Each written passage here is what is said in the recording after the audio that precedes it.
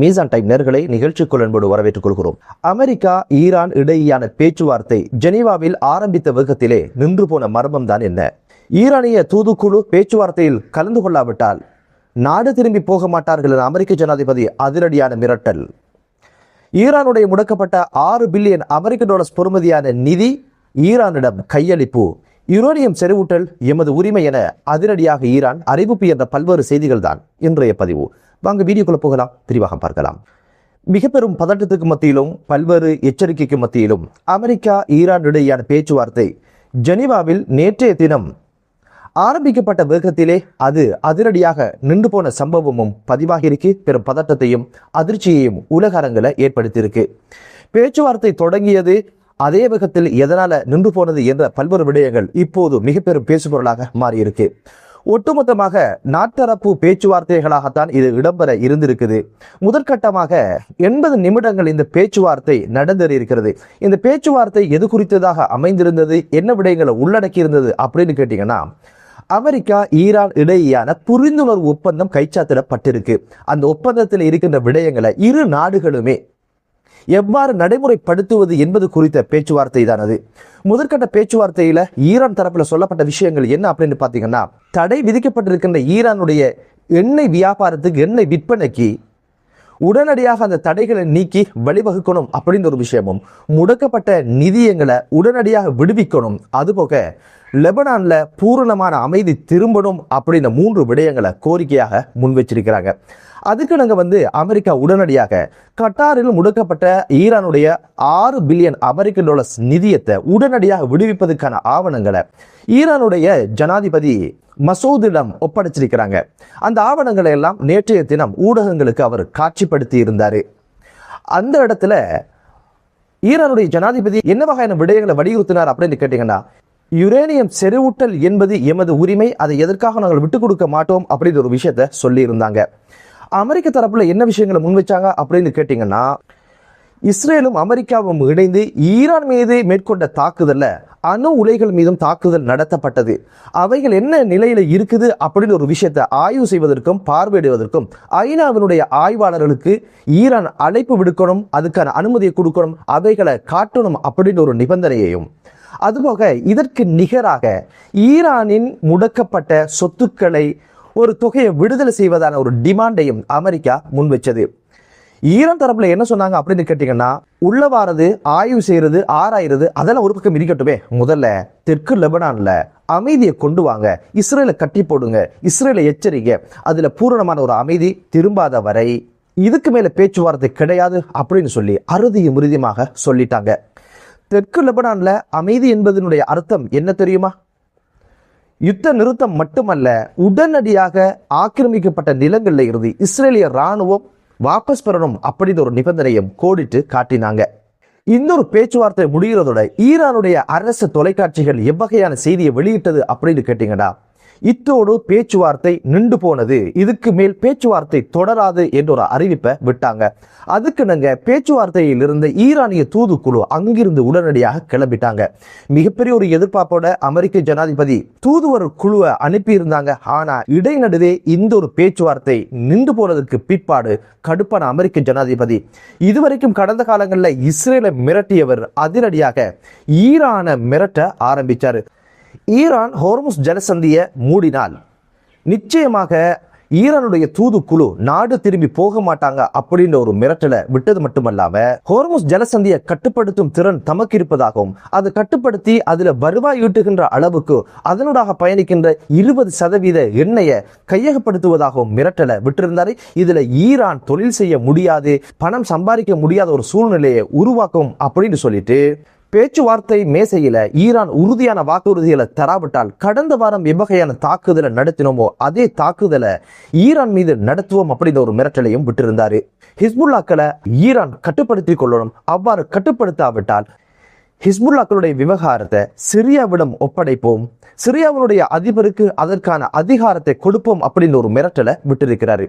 எதற்காக சிரியாவிடம் ஹிஸ்புல்லாக்களுடைய விவகாரங்களை ஒப்படைக்கணும், அதனுடைய அதிபரிடம் அதற்கான அதிகாரத்தை கொடுக்கணும் அப்படின்ற ஒரு விஷயத்தை இப்போது எதற்காக அமெரிக்க ஜனாதிபதி இங்கு இழுத்து விட்டாரு அப்படின்னு கேட்டீங்கன்னா, இப்போது சிரியா ஜனாதிபதி அமெரிக்காவினுடைய பல்வேறு கொள்கைகளோடு உடன்பாடு காண ஆரம்பிச்சிருக்கிறார் அப்படின்ற விமர்சனமும் எழுந்திருக்குது.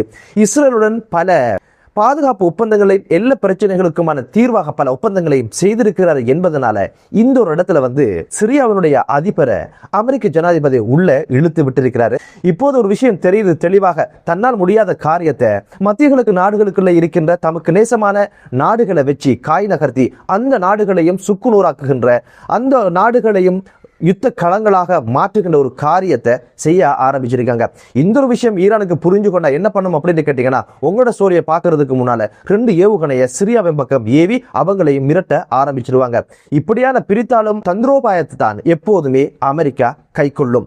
ஈரானுடைய சபாநாயகர் முகமது பாக்கிர் எவ்வகையான பதிலடியை வழங்கியிருக்கிறார் அப்படின்னு கேட்டீங்கன்னா, அமெரிக்கா தமது அறிக்கைகளை ரொம்ப கவனமாக இருக்கணும், அளித்த வாக்குறுதிகளை எப்படி செய்வது என்பதை பற்றி சிந்திக்கணும், அதை விட்டுப்பட்டு மிரட்டுவது, அதட்டுவது, எச்சரிப்பது என்ற விடயங்கள் வேலைக்காகாது. இது போன்ற எச்சரிக்கைகளை ஈரானியல் கணக்கிலும் எடுப்பது கிடையாது. தெற்கு லெபனான்ல பூரணமான ஒரு அமைதியை உருவாக்கிட்டு பேச்சுவார்த்தைக்கு வாரதுக்கான வழியை பாருங்க அப்படின்னு சொல்லிட்டு, யுரேனியம் செறிவூட்டல் என்பது எமது இறையாண்மை, அதை எதற்காக விட்டுக் கொடுக்க மாட்டோம் அப்படின்ற ஒரு எச்சரிக்கையை விட்டிருக்கிறாரு. ஒட்டுமொத்தத்தில் அமெரிக்க ஜனாதிபதியுடைய எச்சரிக்கை உப்பு சப்பில்லாததாக ஆக்குகின்ற அளவுக்கு தான் ஈரானுடைய சபாநாயகர் முகமது பாக்கருடைய வார்த்தை பிரயோகங்கள் இருந்தது. ஈரானுடைய யுத்த கெடுபிடிகள் பற்றி அமெரிக்காவுடைய உளவுத்துறை சொன்ன ஒரு விஷயம் என்ன அப்படின்னு பார்த்தீங்கன்னா, அவர்கள் மீண்டும் நீண்ட நாள் யுத்தத்துக்கு தயாராகிட்டாங்க. இந்த சமாதான ஒப்பந்த கால பகுதியில் தமது இராணுவ தளவாடங்களை மீளுருவாக்கம் செஞ்சிட்டாங்க அப்படின்ற பல்வேறு உளவு தகவல்களை வழங்கி இருந்தாங்க. இப்போதைக்கு பேச்சுவார்த்தை இடைநிறுத்தப்பட்டிருக்கிற தவிர அது முறியவில்லை, அது நிறைவுக்கு வரல அப்படின்னு ஒரு விஷயம்தான் சர்வதேச ஊடகங்களுடைய செய்தியாக இருந்திருக்கு. இந்த ஒரு பேச்சுவார்த்தையை மீண்டும் தொடங்கணும் அப்படின்ற அடிப்படையில தான் இப்போது கட்டாரும் பாகிஸ்தானும் இப்போது ஈரானையும் அமெரிக்கர்களையும் பேச்சுவார்த்தைக்கு அழைப்பதற்கான பல்வேறு நடவடிக்கைகளை எடுத்து வருவதாக சொல்லியிருக்கிறாங்க. ஆனா அமெரிக்க தரப்புல என்ன சொல்றாங்க அப்படின்னு கேட்டீங்கன்னா, ஹோர்முஸ் ஜலசந்தி திறந்திருக்குது, அதுல எந்த ஒரு கட்டுப்பாடும் விதிக்கப்படல, கப்பல் போக்குவரத்து நடந்து கொண்டுதான் இருக்குது அப்படின்னு ஒரு விஷயத்தையும், பேச்சுவார்த்தை நிறுத்தப்படல, பேச்சுவார்த்தை இப்போது அவர்களுக்குள்ளே பேசிக்கொள்வதற்கான நேரகாலம் கொடுக்கப்பட்டதன் காரணமாக பேச்சுவார்த்தை நின்றிருக்கு அப்படின்னு ஒரு விஷயத்தை அமெரிக்கர்கள் சொல்றாங்க. அதுபோக ஜேடி வான்ஸ் என்ன சொல்லியிருக்கிறார் அப்படின்னு கேட்டீங்கன்னா, அமெரிக்க ஜனாதிபதி ஈரானுடன் ராஜதந்திர உறவுகளை பேணுவதற்கு தயாராக இருக்கிறாரு, அதுக்கான வழிவகைகளை செய்யும்படிதான் எங்களை அனுப்பி வச்சிருக்கிறாரு அப்படியான ஒரு சமாதானத்தையும் சொல்லியிருக்கிறாரு. இப்போதைக்கு பேச்சுவார்த்தை நடக்குமா அல்லது நின்று போகுமா அப்படின்னு ஒரு விஷயத்தை தீர்மானிக்கும் சக்தியாக இஸ்ரேல் தான் இருக்குது. இஸ்ரேலுடைய பாதுகாப்பு அமைச்சர் இப்போது அதிரடியான ஒரு அறிவிப்பை விட்டிருக்கிறாரு. அந்த அறிவிப்பு என்ன அப்படின்னு பாத்தீங்கன்னா, லெபனான்ல யுத்த நிறுத்தம் மேற்கொள்ளப்படும் அப்படின்னு சொல்லிட்டு, ஆனால் எக்காரணம் கொண்டும் அங்கிருந்து ராணுவம் கையகப்படுத்திய நிலத்திலிருந்து வாபஸ் பெறப்பட மாட்டாது அப்படின்னு ஒரு விஷயத்தை சொல்லியிருக்கிறாரு. ஈரானை பொறுத்த வகையில பூரணமான அமைதி லெபனான்ல திருமணம். அந்த பூரணமான அமைதியினுடைய அர்த்தம் தாக்குதலை நிறுத்துவது மட்டும் கிடையாது, அங்கிருந்து ஒட்டுமொத்த இஸ்ரேலிய ராணுவமும் வெளியேறணும் அப்படின்னு ஒரு விஷயத்துல குறியாக இருக்காங்க. அந்த ஒரு செய்தியை அமெரிக்காவோட காதுல சொல்லிட்டு பேச்சுவார்த்தையிலிருந்து விலகிட்டாங்க. அந்த பேச்சுவார்த்தையை ஈரான் நிறுத்திட்டாங்க. இப்போ சமரசம் உண்டு பண்ணுவதற்காக பாகிஸ்தானும் கட்டாரும் பிரயத்தனம் எடுத்து வர்றாங்க. ஈரான் சொல்லுகிற ஒரே ஒரு விஷயம்தான், பூரணமான ஒரு யுத்த நிறுத்தத்தை லெபனான்ல கொண்டு வாங்க, அதுக்கு பிறகு பேச்சுவார்த்தைக்கு வரலாம் அப்படின்னு ஒரு விஷயத்துல விடாப்பிடியாக இருக்காங்க. இஸ்ரேலுடைய இந்த ராணுவ நடவடிக்கை குறித்து அமெரிக்க ஜனாதிபதி டொனால்ட் ட்ரம்ப் எவ்வகையான கருத்து சொல்லியிருக்கிறார் அப்படின்னு பார்த்தீங்கன்னா, இஸ்ரேலிகளால் லெபனான்ல கட்டடங்களை மட்டும்தான் இடிக்க முடியுமே தவிர அதை தாண்டி எதையுமே செய்ய முடியாது அப்படின்னு சொல்லியிருக்கிறாரு. இதுல 2 விதமான கேள்விகள் எழ ஆரம்பிச்சிருக்கு. ஒன்று கட்டடங்கள் இடிப்பதை சாதாரண ஒரு கருமமாக அமெரிக்க ஜனாதிபதி கருதுகிறாரா அல்லது இஸ்ரேலுடைய இயலாமையை சொல்லியிருக்கிறாரா அப்படின்ற கேள்வியும் எழ ஆரம்பிச்சிருக்கு. அமெரிக்கர்களை பொறுத்த வகையில கட்டடங்கள் இடிப்பது என்பது சாதாரண விடயமாக கடந்து போறாங்க. ஆனா பூர்வீக நிலத்துல கனவுகளோடு வீடு கட்டி வாழ்ந்த அந்த சமூகத்தினுடைய உணர்வு எப்படி இருக்கும்? தனது விரோத நாட்டினூடாக தாம் வெளியேற்றப்பட்டு அந்த வீடுகள் இடிக்கப்படுவது என்பது உண்மையிலே அவர்களுக்கு எப்படியான வலிகளையும் எப்படியான கவலைகளையும் துக்கங்களையும் உண்டு பண்ணும் என்பதை அமெரிக்க ஜனாதிபதியால் ஏன் புரிந்து கொள்ள முடியல அப்படின்னு கேட்டால் அதுதான் அதிகார வர்க்கம். இவருடைய போக்கு எப்படி அப்படின்னு பார்த்தீங்கன்னா அனைத்தையும் விலை கொடுத்து வாங்கிடலாம் அப்படின்ற ஒரு நிலப்பாட்டில் தான் இருக்கிறாரு. என்னதான் இருந்தாலும் திங்கட்கிழமை இறுதி நாள், இந்த இறுதி நாளில் இந்த பேச்சுவார்த்தை தொடருமா அல்லது முற்றுப்பெறுமா, மீண்டும் யுத்தம் தான் தீர்வாக அமையுமா என்ற பல்வேறு கேள்விகளோடு தான் இப்போது இந்த ஒரு பேச்சுவார்த்தை பயணிக்குது. என்னதான் இருந்தாலும் மத்திய கிழக்கு நாடுகளில் ஒரு அமைதியான சூழல் உருவாகணும்.